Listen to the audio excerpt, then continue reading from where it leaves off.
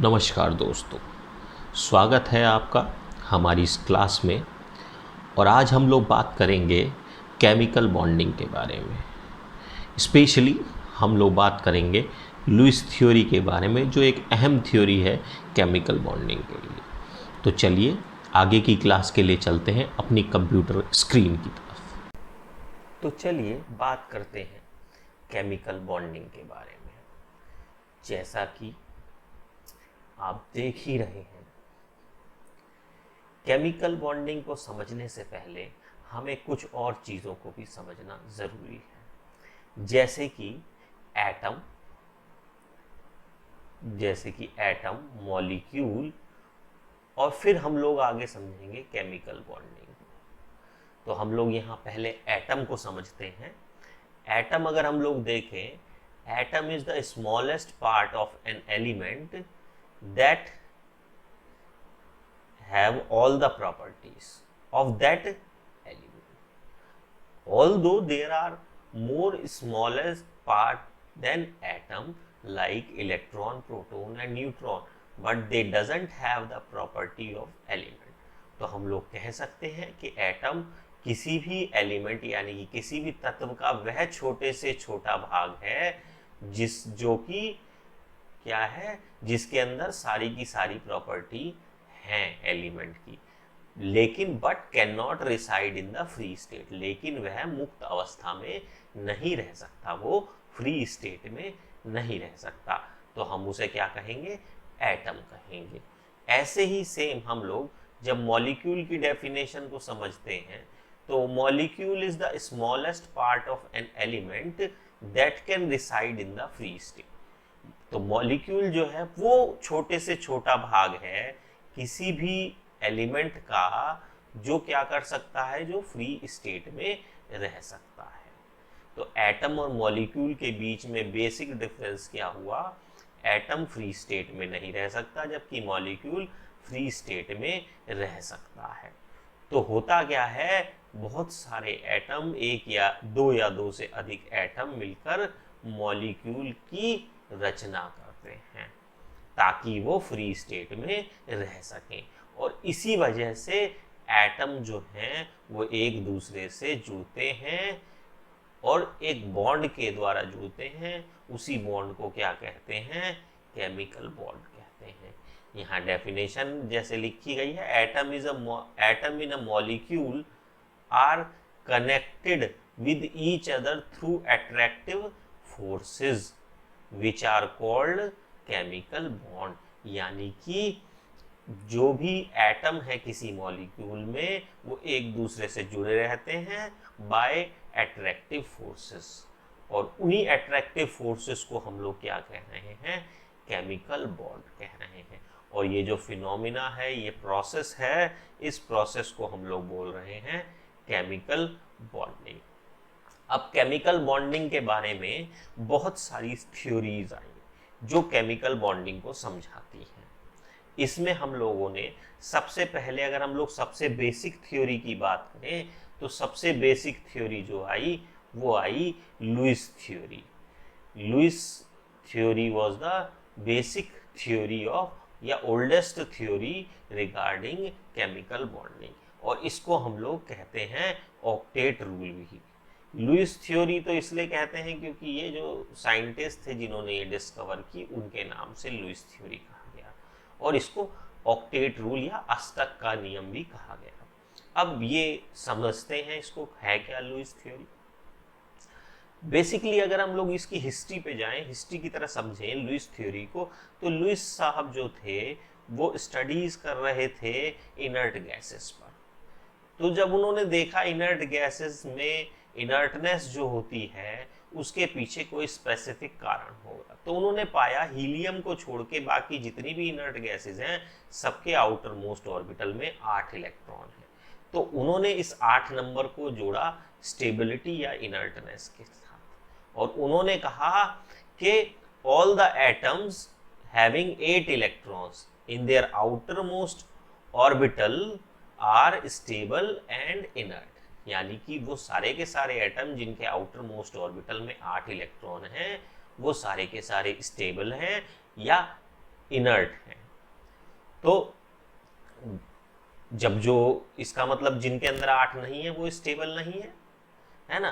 तो उन्होंने कहा कि those atoms which do not have 8 electron in their outermost orbital are tendency to complete their octet by transfer or sharing of electron with other atom, transfer या फिर sharing के द्वारा। तो उन्होंने कहा जिनके अंदर 8 इलेक्ट्रॉन नहीं है वो क्या करते हैं, उनके अंदर टेंडेंसी होती है इन 8 इलेक्ट्रॉनों को यानी कि ऑक्टेट को कंप्लीट करने की। और ये कैसे कंप्लीट करते हैं, बाय ट्रांसफर या by sharing of electron with other atoms. ठीक है, तो थर्ड पॉइंट आता है by this these atoms make chemical bond which with other atoms and this phenomena is called chemical। और ये जो शेयरिंग या ट्रांसफर होगा, जब आप किसी के साथ शेयरिंग करेंगे या ट्रांसफर करेंगे तो एक तरह का बॉन्ड बनेगा और उसी बॉन्ड को हम लोग क्या कह रहे हैं यहाँ पर, केमिकल बॉन्ड। ये तो थे लुइस। आगे चलते हैं तो लुइस साहब ने बताया यहाँ पहली बार केमिकल बॉन्ड को डिफाइन किया गया और केमिकल बॉन्ड्स को डिफाइन किया गया कि केमिकल बॉन्ड कितने तरह के होते हैं, 3 तरह के उन्होंने बताया केमिकल बॉन्ड। तो 3 तरह के कौन कौन से हैं, पहले उन्होंने बोले इलेक्ट्रोवैलेंट बॉन्ड या इसको इलेक्ट्रोवैलेंट बॉन्डिंग भी कहते हैं अगर फिनोमिना की बात करें, है ना। They are formed by What? By transfer of electron between atom, यानी कि दो एटम के बीच इलेक्ट्रॉनों के ट्रांसफर से जो ये बॉन्ड बनते हैं। Those atoms which donate electron acquire positive charge, while those atom who gain the electron acquire negative charge, यानी कि वो एटम जो इलेक्ट्रॉनों को देते हैं वो कैसा चार्ज आता है उनका, पॉजिटिव, और जो इलेक्ट्रॉनों को लेते हैं गेन करते हैं उन पर कैसा चार्ज आता है, negative charge. It generate N electrostatic attraction between atom which is called electrovalent bond. और जब अपोजिट चार्ज आएगा तो ये दोनों एक दूसरे को अट्रैक्ट करेंगे, एक इलेक्ट्रोस्टैटिक फोर्स बनेगी और उसी इलेक्ट्रोस्टैटिक फोर्स को हम लोग क्या कहेंगे, इलेक्ट्रोवैलेंट बॉन्ड। चलिए हम लोग एक एग्जाम्पल देख लेते हैं। यहाँ पर एग्जाम्पल है NaCl, सोडियम क्लोराइड। तो हम लोग यहाँ देखें सोडियम की electronic configuration 1s2 2s2 2p6 3s2 और क्लोरीन की 1s2 2s2 2p6 3s2 3p5। तो अगर हम लोग देखें यहाँ सोडियम के आउटर मोस्ट ऑर्बिटल में कितने इलेक्ट्रॉन है, 1। और अगर हम लोग क्लोरीन के आउटर मोस्ट ऑर्बिटल में देखें तो यहाँ कितने इलेक्ट्रॉन है, 7। ठीक है जी। तो इस हिसाब से देखें तो क्या है, क्लोरीन के आउटर मोस्ट ऑर्बिटल में कितने हो गए, 7 हो गए और सोडियम के आउटर मोस्ट ऑर्बिटल में हो गए 1 इलेक्ट्रॉन, है ना। तो हम लोग देखें कि सोडियम के पास 1 इलेक्ट्रॉन है और क्लोरीन के पास कितने हैं, 7 इलेक्ट्रॉन है।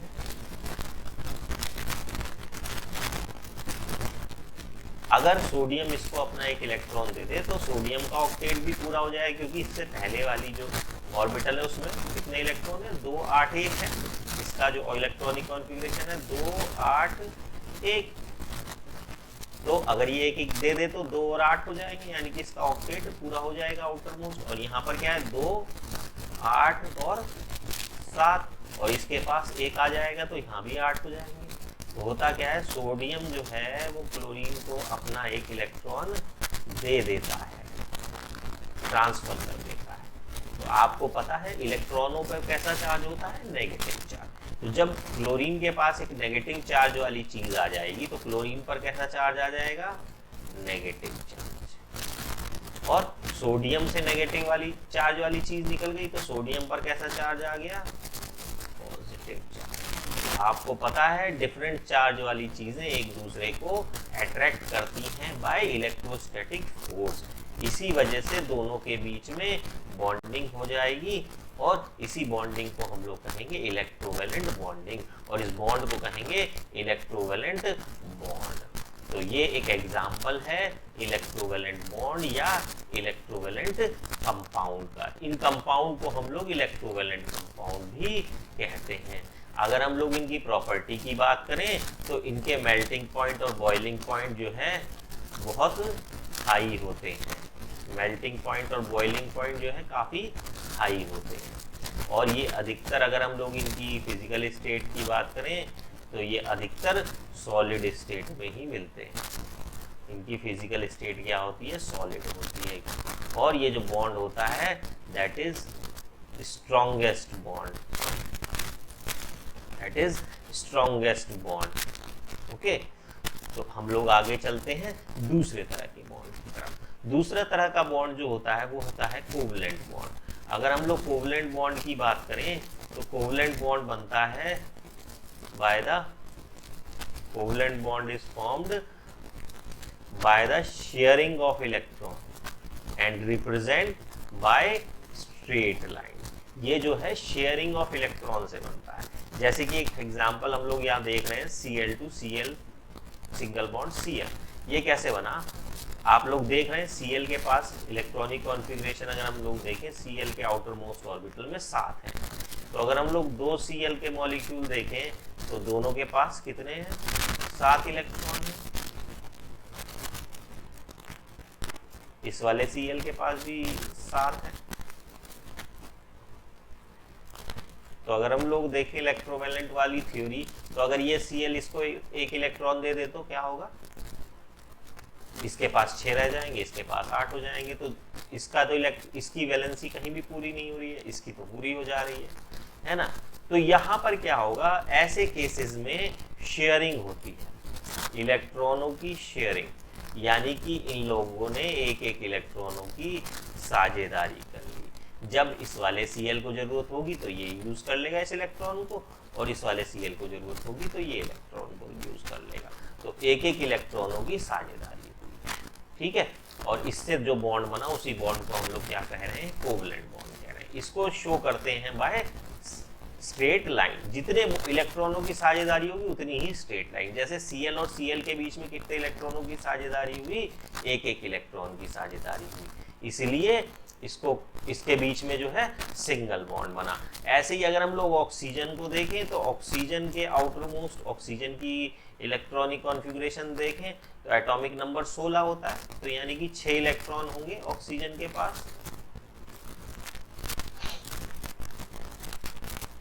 तो अगर हम लोग 2 ऑक्सीजन के एटम देखें तो ये कुछ इस तरह से होंगे, 6 इलेक्ट्रॉन। तो अगर हम लोग यहाँ देखें तो यहाँ पर कितने इलेक्ट्रॉनों की साझेदारी करनी होगी बॉन्डिंग करने के लिए? 2-2 इलेक्ट्रॉनों की साझेदारी करनी होगी। तो जब 2-2 इलेक्ट्रॉनों की साझेदारी हो जाएगी तो यहाँ पर कितने बॉन्ड आ जाएंगे? 2 बॉन्ड आ जाएंगे। यानी कि ये 2 लाइन, स्ट्रेट लाइन क्या शो कर रही है कि इनके बीच में 2-2 इलेक्ट्रॉनों की साझेदारी। अगर ये स्ट्रेट लाइन 3 हो जैसे कि नाइट्रोजन के केस में, तो हम लोग क्या कहेंगे? यहाँ 3 इलेक्ट्रॉनों की साझेदारी हुई है। तो यहाँ पर 3 स्ट्रेट लाइन आई है, ठीक है जी। ये समझ में आ गया आप लोगों को। अब हम लोग चलते हैं तीसरे तरह के बॉन्ड की तरफ। तीसरे तरह के बॉन्ड जो होता है वो होता है कोऑर्डिनेट बॉन्ड। कोऑर्डिनेट बॉन्ड, और इन कंपाउंड्स को कोऑर्डिनेशन कंपाउंड भी बोलते हैं, formed by one-sided sharing of electrons and represent by straight arrow। For example, यहाँ पर दिया हुआ है अमोनिया और BF3 के बीच।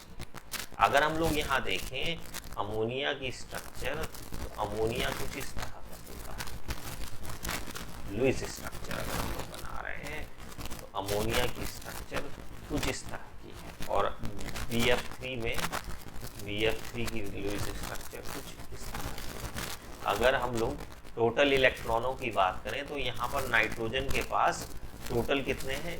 एक बॉन्ड में 2 इलेक्ट्रॉन होते हैं, तो 2, 2, 4 और 2, 6 और 2, 8 इलेक्ट्रॉन है, यानी कि इसका ऑक्टेट पूरा है।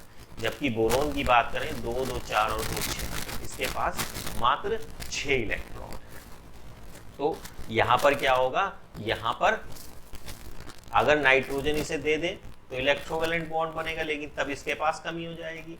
शेयरिंग अगर हम लोग देखें कोवलेंट बॉन्ड, तो शेयरिंग भी नहीं हो सकती क्योंकि शेयरिंग के लिए दोनों को इलेक्ट्रॉन देने पड़ेंगे। तब यहाँ पर कौन सा बॉन्ड बनेगा, कोऑर्डिनेट बॉन्ड बनेगा, that is by one sided sharing. One sided sharing मतलब जो शेयरिंग के लिए जो इलेक्ट्रॉन है वो एक ही एटम या ग्रुप ऑफ एटम दे रहा है, तो इस तरह के बॉन्ड को कहेंगे कोऑर्डिनेट बॉन्ड, और इस तरह के कंपाउंड्स को कहेंगे कोऑर्डिनेशन कंपाउंड, और इसको शो करते हैं हम लोग एरो के द्वारा, स्ट्रेट एरो के द्वारा। ठीक है जी। यहां से एक थ्योरी आई एसिड और base theory, Lewis acid and Lewis base theory. तो अगर हम लोग यहाँ पर देखें तो जो क्या कहते हैं, जो कंपाउंड या मॉलिक्यूल इलेक्ट्रॉन पेयर को डोनेट कर रहा है, यानी कि शेयरिंग के लिए डोनेट कर रहा है, उसको लुईस साहब ने कहा लुईस बेस, और जो एक्सेप्ट कर रहा है उसको क्या कहा, लुईस एसिड।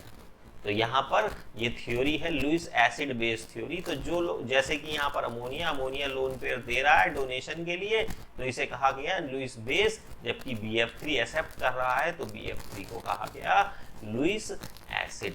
तो हमारी यहाँ से लुईस एसिड बेस थ्योरी भी आती है। चलिए, ये तो ही हमारी 3 तरह के बॉन्ड की बात लुईस थ्योरी के हिसाब से। अब हम लोग आगे बात कर लेते हैं लिमिटेशंस की भी। बहुत सारी लिमिटेशंस भी थी लुईस थ्योरी की, जिसकी वजह से अन्य थ्योरी आई और उन्होंने लुईस थ्योरी का स्थान लिया। जैसे कि हम लोग कुछ लिमिटेशंस की बात कर लेते हैं यहाँ पर।